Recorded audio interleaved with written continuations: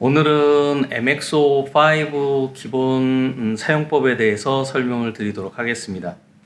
우선 신호가 없기 때문에 채널 1번에 프로브를 연결을 해주고요. 그리고 프로브 컴펜세이션 신호를 연결을 합니다. 이와 같이 홈이 있기 때문에 프로브 컴펜세이션 단자하고 그라운드 부분을 바로 이렇게 연결할 수가 있습니다. 일반적으로 그라운드 리드를 사용하기도 하시지만 그라운드 리드를 사용하기보다는 프로브 컴펜세이션을 다이렉트로 연결함으로 인해서 보다 좋은 품질의 구형파를 확인하실 수가 있기 때문에 기본적으로 프로브에 대한 값을 보정을 해 주실 때는 이와 같이 그라운드 리드를 사용하지 않은 상태로 연결을 하셔야 됩니다.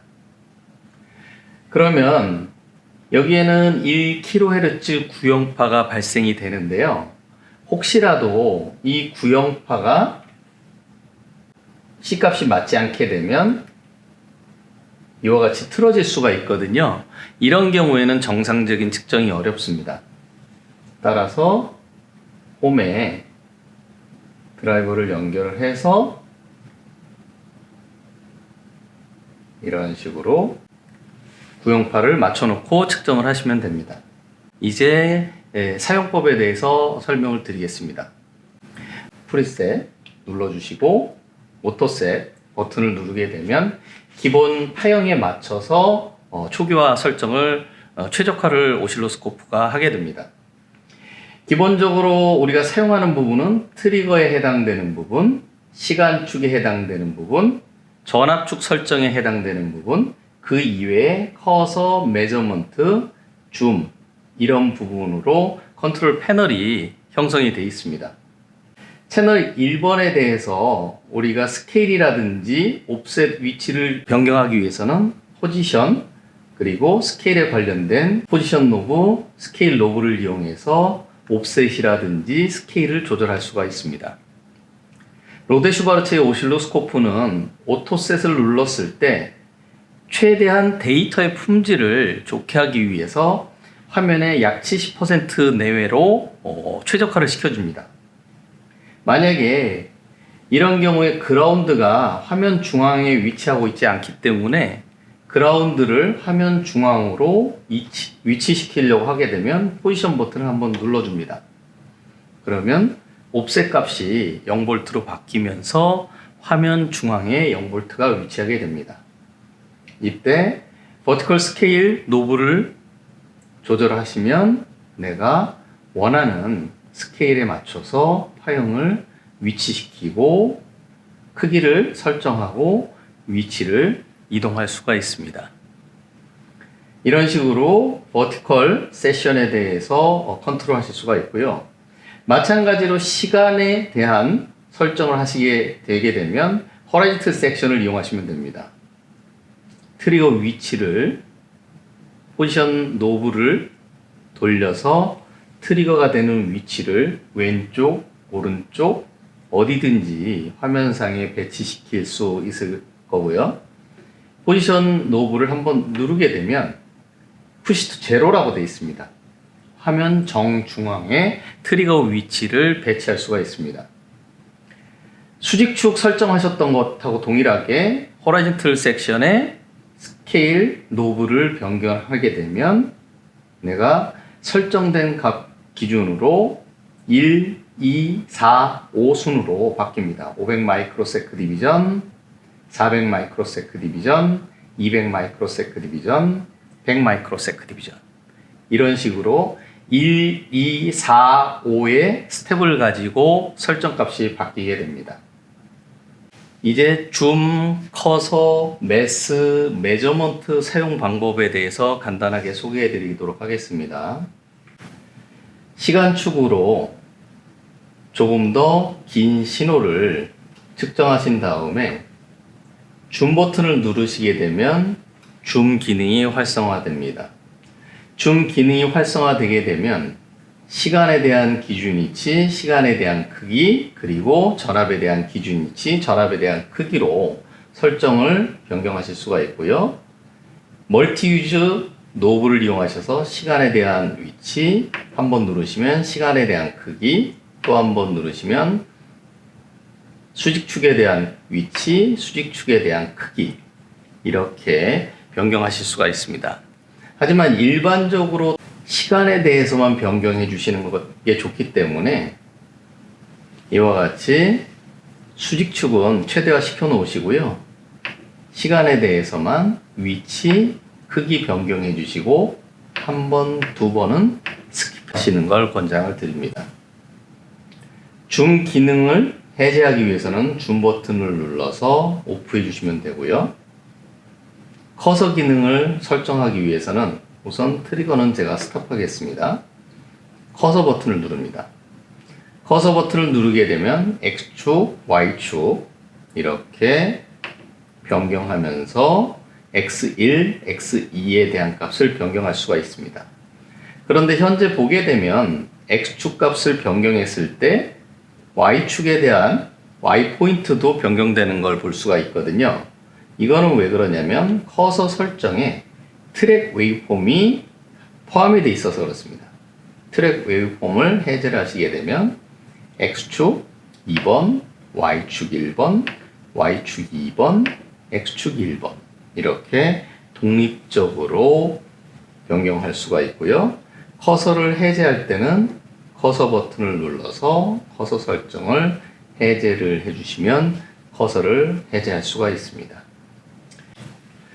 여러 채널을 동시에 분석하신다 그러면 채널 2번을 활성화하신 다음에 화면 하단 또는 우측 또는 화면 상단 또는 왼쪽 어디든지 필요에 따라 배치와 크기를 변경하실 수가 있습니다. 채널 2번 밑에 배치한 경우에 예를 들어서 파워 분석을 하신다 그러면 채널 1번 전압, 채널 2번 전류를 측정했다고 가정해 보겠습니다. 이때 매스 연산을 이용해서 연산자를 곱하기 연산으로 하고 채널 1번, 2번에 대한 파워가 측정이 됐다고 가정을 해 보겠습니다. 이때 디스플레이 온 하게 되면 매스에 대한 결과가 나타나게 됩니다. 매스에 대한 다이어그램 역시 원하시는 위치에 배치를 시킬 수가 있습니다. 그러면 채널 1번, 2번 매스에 대한 파형이 나타나게 되고요. 지금 현재 스케일이 너무 높기 때문에 조금 더 낮은 스케일로 변경을 해서 보다 확실한 파형을 보실 수가 있을 것 같고요. 잠깐 스탑해 보겠습니다. 이때 메저먼트를 하게 되면 내가 메저먼트 1번 또는 채널 2번에 대한 메저먼트, 채널 1번의 메저먼트, 매스에 대한 메저먼트, 어떤 소스에 대해서도 메저먼트가 가능하고요. 메저먼트 버튼을 누르시고 Add를 누르신 다음에 원하는 소스를 선택을 할 수가 있습니다. 채널 1번부터 8번, 매스 1, 그 이외에 다른 활성화된 소스가 있다 그러면 그 소스에 대해서도 선택을 해 주실 수가 있고요. 채널 1번에 예를 들어서 앰플리튜드, 피크에 대해서 선택을 했다고 가정하게 되면 이와 같이 채널 1번에 대한 메저먼트 값이 나타나게 됩니다. 그리고 연속적으로 메저먼트를 측정을 하면서 통계 처리를 하겠다라고 하면 스태티스틱스를 온하고 측정할 수가 있습니다. 이렇게 채널 1번, 2번 매스가 활성화된 상태에서 MXO4와 MXO5의 주요 특징 중에 하나는 여러 개의 탭을 구성할 수 있다는 건데요. 예를 들어서 두 번째 탭을 만들어서 나는 주로 채널 1번에 대해서만 분석을 하겠다. 또는 세 번째 탭에는 채널 2번만 분석을 하겠다.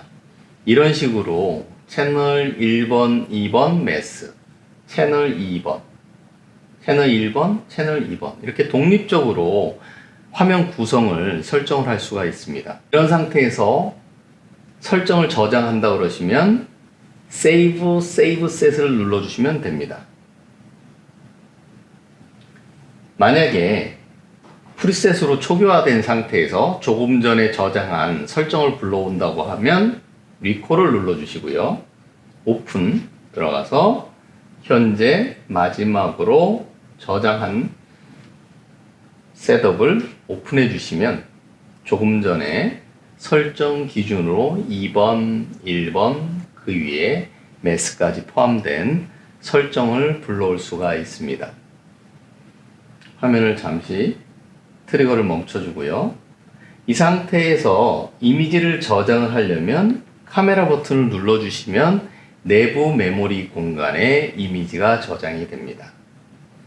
저장된 이미지를 USB 메모리에 복사를 하신다거나 하게 되면 USB 메모리를 연결을 해 주시고요. 이 상태에서도 USB 메모리가 연결된 상태에서 스크린샷을 누르게 되면 저장 기본 경로가 내부 메모리에서 USB로 변경됩니다. 카메라 버튼을 누르게 되면 USB 메모리에 이미지가 저장이 됩니다. 이미 저장이 되어 있던 파일도 USB 메모리로 복사를 하기 위해서는 파일 브라우저에서 스토리지, 유저 데이터, 스크린샷, 그리고 오늘 저장한 이러한 파일들을 선택을 하신 다음에 카피를 누르게 되면 페이스트 버튼이 활성화됩니다. USB 메모리를 선택을 해주시고요. 여기에 복사를 하시겠다라고 하게 되면 페이스트를 눌러주시게 되면 조금 전에 저장이 됐던 같은 게 또 설정이 되어 있었네요. 오버라이트 하게 되면 기존 파형을 포함해서 새롭게 설정한 선택이 된 파형들을 카피를 할 수가 있습니다. 마지막으로 MXO5에서는 헬프 메뉴가 굉장히 잘 되어 있습니다. 예를 들어서 persistence, 파형을 누적하는 기능이 어디 있는지 메뉴에서 잘 못 찾겠다 라고 했을 때는 헬프 메뉴를 이용하시면 좋습니다. 헬프 눌러주시고요. 여기에 가상 키보드가 나옵니다. persistence,